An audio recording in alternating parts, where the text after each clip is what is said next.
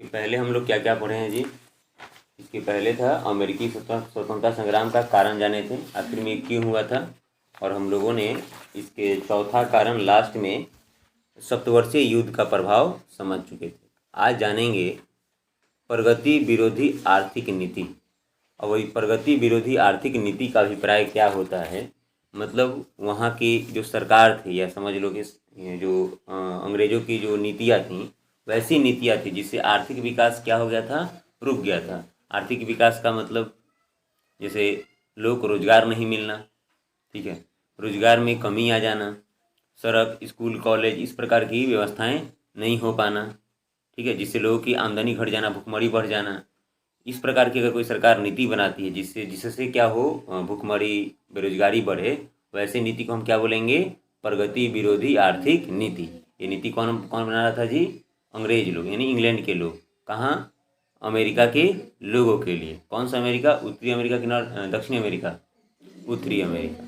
देखिए, सबसे गंभीर मतभेद आर्थिक कारणों से उत्पन्न हुए, ठीक है, आर्थिक कारण मतलब पैसा मामला को लेकर। उपनिवेशवाद का बुनियादी सिद्धांत यह था, देखो ये इसे अंडरलाइन कर लीजिएगा, बुनियादी सिद्धांत क्या था, उपनिवेशों का आर्थिक शोषण करना। हम लोग किताब में क्या पढ़ा जाता है, ये सब आया था व्यापार करना, क्या करने, कोई व्यक्ति व्यापार करता है तो हानि नहीं होता है जी, वो सब क्या करता था, शोषण करता था। क्या करता था, शोषण। तो उपनिवेशवाद का ही पर्पस था कि जिस देश को उपनिवेश बनाना है उसको इतना लूट लेना है, इतना लूट लेना है कि वो सब क्या हो जाए, पूरा कंगाल हो जाए। और उनके संसाधनों के दोहन का अधिकतर क्या है, मातृ देशों का है। अधिकार किसको देश को है, अब देखो, मातृ देश, एक मिनट, उपनिवेशवाद का बुनियादी सिद्धांत यह था कि उपनिवेशों के आर्थिक शोषण और उनके संसाधनों के दोहन का अधिकार किस देश को है, मातृ देश को है। मतलब यह हुआ कि जो लोग उपनिवेश बनाए हैं, जैसे आपने क्या बोलते हैं, अमेरिका ने, इंग्लैंड ने किसको बना लिया, अमेरिका को। तो अमेरिका में जितने सारे संसाधन है वो कौन देश लूटेगा, अमेरिका नहीं, इंग्लैंड लूटेगा। उपनिवेशवाद के ही है, मैंने पर्पस है ये, ठीक है। दूसरी ओर उन्मुक्त व्यापार की धारणा विकसित हो रही थी। उन्मुक्त का मतलब होता है ना कि खुले बाजार में कुछ भी बेचना। जैसे अगर आप कोई बड़ा कंपनी खड़ा करिएगा अभी, तो आपको सरकार से अनुमति लेना पड़ेगा, टैक्स वगैरह के लिए जितना सारी व्यवस्थाएं होती है सब उसको क्या करना पड़ेगा, आपको जो भी उसका नियम है उसका फॉलो करना पड़ेगा। और आप इधर उधर करते हैं तो सरकार आपके ऊपर क्या कर सकती है, हावी हो सकती है, सरकार आपका लाइसेंस छीन सकती है और आपकी कंपनी क्या हो जाएगी, बंद हो जाएगी। इस प्रकार को हम मुक्त व्यापार की श्रेणी में नहीं रखते हैं, ठीक है। ठीक है। अब एक बताइए, एक देश तो मान लो कि एक और अत्याचार हो रहा था और एक और क्या हो रहा था, मुक्त व्यापार की बात हो रही थी। तो समस्या तो होगा ही, जिसमें ध्यान में रखिएगा, जिसमें राज्य द्वारा व्यापार को नियंत्रित करने का विरोध किया गया था। मतलब जो भी व्यापार है उस पर सरकार का नियंत्रण ना हो। जैसे मान लो आप ही, अब गाँव में लोग सब्जी बेचने जाता है, वहाँ पर बाजार में टैक्स देकर आता है कि नहीं आता है, आप सबको मालूम है। जो जाके छठी में आप लोग सब्जी खरीदते हैं वहाँ पर टैक्स जाता है, 50 रुपया 100 रुपया सब लेता है रोज का। इस पर किसका नियंत्रण है, बाजार का नियंत्रण, वो सरकार का नियंत्रण है कि नहीं है। तो इस तरह अमेरिका में भी था। तो लोग क्या कह रहे थे कि जो भी व्यापार वगैरह है उस पर सरकार का नियंत्रण ना हो, इसका विरोध हो रहा था। इस सिद्धांत के अनुसार उपनिवेशवासी अपने व्यापार एवं अन्य क्रियाकलापों में इंग्लैंड के हस्तक्षेप को क्या करते थे, नापसंद करते थे, कि हम लोगों के क्रियाकलापों में इंग्लैंड का हस्तक्षेप नहीं होना चाहिए। समझ में रहा ना। अतः उपनिवेशों में विकसित हो रहा मध्यम और इंग्लैंड के कुलीन वर्गीय शासन का क्या चाहता था, अंत चाहता था। मतलब अमेरिका में जो पढ़े लिखे लोग थे, ठीक है, जैसे डॉक्टर, वकील, ये सब जो थोड़ा ना ज़्यादा अमीर ना ज़्यादा गरीब, वे लोग क्या चाहते थे, इंग्लैंड के जो कुलीन वर्ग था, मतलब जो इलीट सोसाइटी था, जो अच्छे लोग थे, जो आकर वहाँ पर क्या कर रहे थे जी, व्यापार वगैरह कर रहे थे या लूट रहे थे या अपना आधिपत्य सामने वाले पर थोप रहे थे, उससे वो लोग क्या चाहते थे, मुक्त होना चाहते थे, ठीक है। जिसमें सबसे ज़्यादा योगदान किसका है, आपका प्रगति विरोधी आर्थिक नीति का। देखो कोई भी देश तब तक ठीक ठाक चलता है जब तक वहाँ आर्थिक समस्याएं ना उत्पन्न हो। तो मुगलों ने यहाँ बहुत वर्षों तक राज किया, ज़्यादा विरोध मुगलों का नहीं हुआ, लेकिन लोग शांत रहे, चलते रहे, क्योंकि उन लोगों ने अधिकांश एकाध शासक के मंदिरों को तोड़फोड़ किया, नहीं तो वो लोग भी देश को ठीक से ही चलाए थे। भले यहाँ की सभ्यता संस्कृति को नष्ट करने का प्रयास किए, लेकिन आर्थिक विकास था तभी तो नहीं विरोध हो पाया, ठीक है। यहाँ के लोगों से भी वो सब मैत्री भाव रखा, यहीं पर बस गया, देश का संसाधन कहीं बाहर नहीं जाता था। और इस बेहुदा क्या करने लगा, लूट लूट के इंग्लैंड भेजने लगा। मैं एक दिन आपको बताया था कि कांग्रेस के नेता हैं शशि थरूर, अभी हाल ही फिलहाल उन्होंने एक किताब लिखा जिसमें उन्होंने उल्लेख किया है कि जितना संसाधन उस समय उस काल में अंग्रेज सब यहाँ से लूट कर ले गया है, वहाँ पर बड़ा बड़ा बिल्डिंग, सड़क, अपना सबसे ज़रूरत के सामान बनाए हैं, वो सब हिसाब जोड़कर पैसा भारत को लौटा है। समझ में रहे ना? तो ये तो हम अपनी भारत की बात कर रहे हैं, ये अमेरिका के बारे में हम लोग पढ़ रहे हैं, ठीक है ना? भारत को भी सब लूटा है। ठीक, आगे देखिए। अगला है आपत्तिजनक कर। कर आप समझते हैं? कर जैसे आप मान लो कि कोई आप साबुन, अब एक पहले कर मैं आपको समझा रहा हूँ, क्या कर सकते हैं आप, बिस्कुट बनाने की फैक्ट्री बनाए आप या कंपनी खड़ा की, मान लो आप 10 रुपये का बिस्कुट बेच रहे हैं, कितने रुपये का लागत है, जिसमें आप सरकार का भी कितना हो जाएगा, 2 रुपया होगा। बस समझ में? जैसे आप फ्लिपकार्ट से कोई सामान वगैरह खरीद रहे हो तो उसमें देखना, मोबाइल खरीदो देखना उसमें GST इस प्रकार से रहता है, तो ये कर कौन लगाता है? सरकार लगाती है। पर समझ में रहे ना? तो वहाँ भी कर लगाया था, तो टैक्स लगना चाहिए कि नहीं लगना चाहिए? टैक्स नहीं लगना चाहिए। क्या टैक्स लगना चाहिए? टैक्स नहीं लगेगा तो सड़कें कैसे बनेगी, विद्यालय के मास्टरों को शिक्षक का पैसा कैसे दिया जाएगा, हॉस्पिटल में डॉक्टरों को कैसा रखा जाएगा, पुलिस प्रशासन काम कैसे करेगी, आपको कोई समस्या हो जाएगा तो कैसे देंगे? टैक्स लगना चाहिए, लेकिन इतना नहीं लगना चाहिए कि लोग से आप क्या हो जाए, गरीब से गरीब होते जाए। बात समझ में रहे ना? तो यहाँ पर कैसा टैक्स था? आपत्तिजनक टैक्स था। कौन लगाया था? इंग्लैंड के लोग। कहाँ? अमेरिका में। लोग विरोध किए। देखिए क्या था, ध्यान में रखिए, जब भी युद्ध होता है ना तो बहुत सारा पैसा खर्च होता है। पैसा खर्च जब हो जाता है तो सरकार क्या करती है? अपनी जनता से पैसा वसूलती है। अभी भारत पाकिस्तान में युद्ध हो जाएगा तो सरकार हम लोगों पर ज़्यादा टैक्स लगा देगी। समझ में रहा है ना? किसके लिए? जब युद्ध होगा तो पैसा खर्च होता है, तो पैसा उसकी भरपाई करने के लिए। ठीक है, मैं आपको भारत के परिप्रेक्ष्य से समझाने का प्रयास कर रहा हूँ कि ज़्यादा समझ में आएगा। हम लोग इंग्लैंड और अमेरिका को ध्यान में रख के सीखना है। ठीक, आगे देखिए। सप्तवर्षीय युद्ध में इंग्लैंड की काफ़ी क्षति हुई थी, अतः क्षतिपूर्ति हेतु तत्कालीन प्रधानमंत्री ग्रेनविले ने 1765 में स्टाम्प एक्ट पारित किया। एक्ट का मतलब यह समझ लो कानून है, जिसके अनुसार सभी अदालती कागजों, अखबारों आदि पर 20 सीलिंग का स्टाम्प लगाना क्या हो गया था? अनिवार्य हो गया था। मतलब आप कोई अखबार खरीदे तो उस पर एक 20 सीलिंग का क्या होना है? स्टिकर वगैरह चिपकना चाहिए। स्टिकर कैसे मिलेगा? आप खरीदेंगे तो किसके पास पैसा जाएगा? सरकार के पास जाएगा। तो 20 सीलिंग। इस कानून से उपनिवेशों में व्यापक विरोध की भावना जाग उठी और उपनिवेशवासियों ने ब्रिटेन से आने वाली सभी वस्तुओं का क्या करने लगे? बहिष्कार। बहिष्कार का मतलब जितना सारा ब्रिटेन से वस्तु बन के आता था अमेरिका में, लोग उसको लेने से क्या कर दिया? इनकार कर। जैसे अब सरकार मान लो कोई मोबाइल पर ज़्यादा टैक्स लगा दी है, आईफोन पर चाहे और भी किसी फ़ोन पर, और लोग उसे खरीदे ही नहीं, तो सरकार को क्या करना पड़ेगा? उसे आमदनी होगा? नहीं होगा। तो जो आया था उधर से माल, उसको लोग लेना ही क्या कर दिया? बंद कर दिया। तो 1767 में ब्रिटिश संसद ने उपभोक्ता वस्तुओं पर कर लगाया। उपभोक्ता वस्तु समझ में आ रहा है ना? जैसे कि उपभोक्ता वस्तु जिसे उपयोग की जो चीज़ें, जैसे चीनी, रोटी, ये सब प्रकार का, समझ में आ रहा है ना? आटा हो गया, वस्तुओं पर कर लगाया। ये वस्तु क्या थी? कागज, शीशा, ये सब डेली यूज में होने वाला चीज़ है कि नहीं है? कागज, शीशा, और क्या है जी? चाय, रोगन। ठीक है, रोगन भी एक पदार्थ है। ठीक, उपनिवेशवासियों ने इस करों का व्यापक क्या किया? विरोध किया, तथा सैमुअल एडिसन ने एक नारा दिया। याद रखिएगा, नारा बहुत इंपॉर्टेंट है। प्रतिनिधित्व नहीं तो कर नहीं। इसका मतलब क्या हुआ कि सुनो जी, हेलो सुनो, कि शासन कौन कर रहा था? अंग्रेज लोग। उसमें अमेरिका के लोग शामिल थे क्या? तो क्या बोले कि अमेरिका के लोगों को भी क्या करो, उसमें शामिल करो। जो भी तुम राजा में, जो भी तुम बन रहा है यहाँ पर ऑफिसर वगैरह, जो भी, उसमें किस कहाँ के लोग भी शामिल होना चाहिए, तभी हम तुमको क्या करेंगे? कर देंगे, नहीं तो कर नहीं देंगे। इसलिए बोले कि प्रतिनिधित्व नहीं तो कर नहीं। समझ में है ना? ब्रिटिश सरकार की कार्रवाइयों का विरोध करने के लिए उपनिवेशवासियों ने स्वाधीनता के पुत्र और स्वाधीनता की पुत्रियों आदि संस्थाएं क्या करी? स्थापित करी। मतलब आज़ादी की बेटी और आज़ादी की बेटा नामक 2 संस्थाएं बनी। किसके लिए? अंग्रेजों को गले लगाने के लिए। इसलिए भगाने के लिए, विरोध करने के लिए। समझ रहे हो ना? आगे देखो, लेखकों और प्रचारकों की भूमिका ध्यान में रखिएगा। किसी भी क्रांति में लेखकों का बहुत बड़ा योगदान रहता है और प्रचारकों का। आज देखना टीवी आप जब सामने आप खोलते होंगे तो देखना सब किसी विशेष विचारधारा को लेकर सब चिल्लाते रहता है। उसका प्रभाव समाज पर पड़ता है कि नहीं पड़ता है? पड़ता है ना? हिंदू मुस्लिम बैठ जाएगा टीवी पर, बैठेगा कि नहीं बैठता है? बैठते इससे लोगों क्या, हिंदू और मुस्लिमों में सब प्रेम नहीं बढ़ता है, विद्वेष फैलने लगता है। तो किसी भी समाज में अगर कोई चीज़ घटना घट रही है, उसमें अखबार वाले का, रेडियो का, न्यूज़ चैनल का बहुत बड़ा योगदान होता है। इसमें न्यूज़ चैनल में कौन लिखा है? कोई ना कोई लेखक ही तो लिखता है। कहानी वगैरह कौन लिखता है? कोई लेखक ही लिखता है। तो अमेरिकी स्वतंत्रता संग्राम में भी किसका प्रभाव पड़ा था? लेखकों और प्रचारकों का।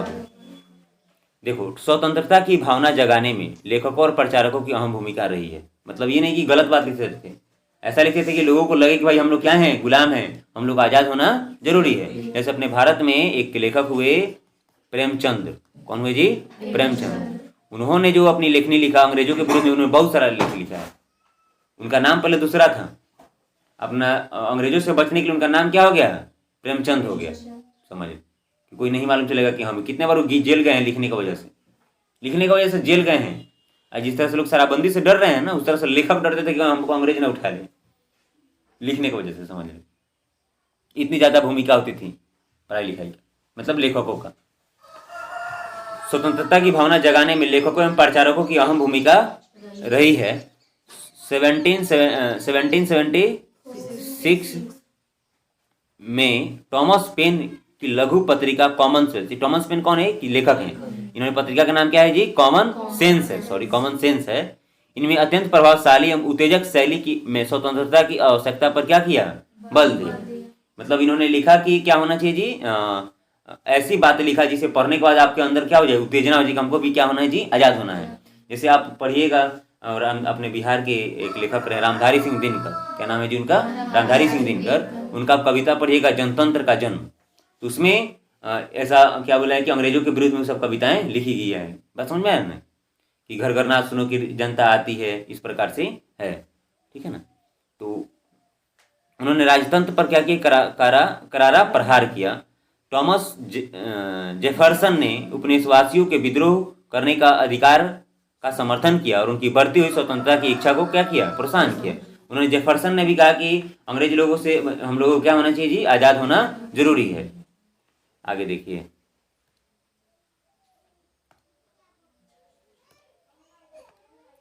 जॉर्ज तृतीय के निरंकुश नीति। जॉर्ज तृतीय क्या था? इंग्लैंड का शासक था। और निरंकुश नीति का मतलब तो मैं कल ही परसों आपको बताया था।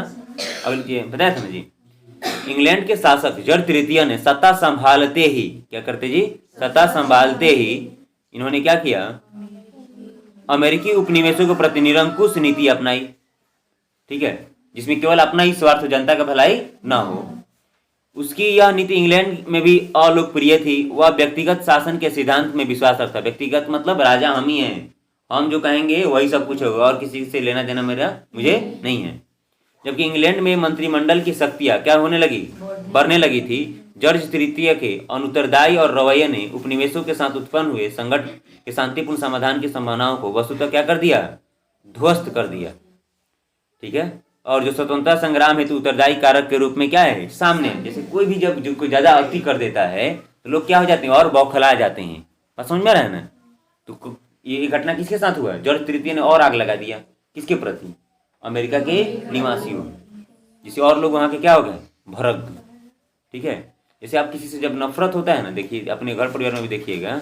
ठीक है, नफरत होता है तो छोटी छोटी बात भी क्या हो जाती है? बड़ी हो जाती है। समझ में रहा है ना? तो अब तो उपनिवेशवासियों के लग गया कि भाई अमेरिका से तो नफरत नहीं, जो भी अमेरिका वाले या अमेरिका के लोगों को इंग्लैंड के लोगों से क्या होने लगा? नफरत होने लगा। इंग्लैंड के लोग कहने का मतलब वहाँ का शासक। ठीक है, आगे देखिए, तत्कालीन कारण क्या है? बोस्टन चाय। तत्कालीन कारण आप समझते हो? तत्कालीन कारण आप, जैसे आपको छोटा सा एग्जांपल दे, जैसे कि आपके और आपके बहन में या आपके भाई में छोटा मोटा लेकर कोई विवाद है, हल्का फुल्का। ठीक है, मतलब आप किसी बात को लेकर जेलस है, उसका कपड़ा खरीदेगा, चाहे और भी कोई मामला है जिसको लेकर आपको जेलस है, उससे मतलब ईर्ष्या है। ठीक है, और आप लोग क्या होते हैं कि कोई मामला हो गया, जैसे कि कोई काम करना हो, क्या करना हो? काम। दोनों के ऊपर प्रेशर है। ठीक है, इस बात में लिया कि आपने कम काम कर दिया, वो क्या कर दिया? ज़्यादा कर दिया। इस बीत के लेकर मतभेद हो जाएगा, फिर आप दोनों में मारामारी चालू हो गया।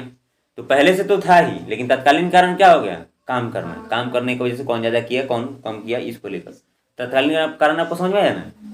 तो तत्कालीन कारण पहले से तो विद्वेष था अंदर। किन में? अमेरिका के लोगों में। ठीक है, आगे देखिए, तो तत्कालीन कारण क्या थे? बोस्टन चाय पार्टी। 1773 ईस्वी में अ, चाय कानून द्वारा। अपने यहाँ कौन सा कानून बना है? मद्य निषेध कानून। मद्य निषेध कानून का मतलब कि दारू, जो मद्य का मतलब क्या होता है? दारू बंद कानून। ठीक है, तो वहां पर कौन कानून बना है बोलो? चाय कानून द्वारा ईस्ट इंडिया कंपनी को भारत से सीधे अमेरिका चाय भेजने का एक अधिकार प्रदान किया। मतलब अंग्रेजी सरकार क्या करी ना, वो कही ईस्ट इंडिया कंपनी को अब तुम भारत से सीधे चाय कहाँ भेजोगे? अमेरिका भेजोगे। बस समझ में रहे ना? ईस्ट इंडिया कंपनी कहाँ की थी? भारत की। पहले वही सब आया था अपने भारत को लूटने, उसके बाद वहां का शासक जिसका उपनिवेशवासियों ने जबरदस्त क्या किया? विरोध किया। और जब चाय से क्या चीज जी? चाय से लदा हुआ जहाज अमेरिका के बोस्टन बंदरगाह, बोस्टन क्या है जी? एक बंदरगाह है। कहाँ है? अमेरिका में। आप लोग इसको मैप में देखिएगा। आज बंदरगाह पर पहुंचा तो वहां के कुछ नागरिक आदिवासियों, मतलब वहां के जो मूल निवासी थे, जिसे हम क्या कहते हैं जी? रेड इंडियन, जैसे कपड़े पहने उस जहाज पर पहुंचे और उन्होंने चाय की सभी पेटियां क्या करी? समुद्र में फेंक दी। इस घटना को क्या कहते हैं? बोस्टन टी पार्टी के नाम से जाना जाता है। तो बोस्टन टी पार्टी आप बता दोगे कि क्या हुआ था? ईस्ट इंडिया कंपनी को एक अधिकार हो गया था भारत से सीधे चाय भेजने के लिए। कहाँ? अमेरिका में। जिसके कौन विरोध किया? अमेरिका के लोग। ठीक है, और वहां पर एक बोस्टन बंदरगाह है। जैसे ही भारत से माल कहाँ पहुंचा? बोस्टन बंदरगाह। तो वहां के जो मूल निवासी थे वो रेड कपड़े पहन कर आए और उसका क्या किया? विरोध किया।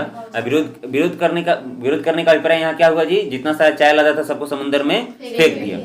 इस घटना को क्या कहते हैं? Boston T party. मतलब ब्रिटिश सरकार ने बोस्टन बंदरगाह पर व्यापारिक प्रतिबंध लगा दिया और इस प्रकार अमेरिकी उपनिवेश ने विद्रोह की आग क्या हो गया?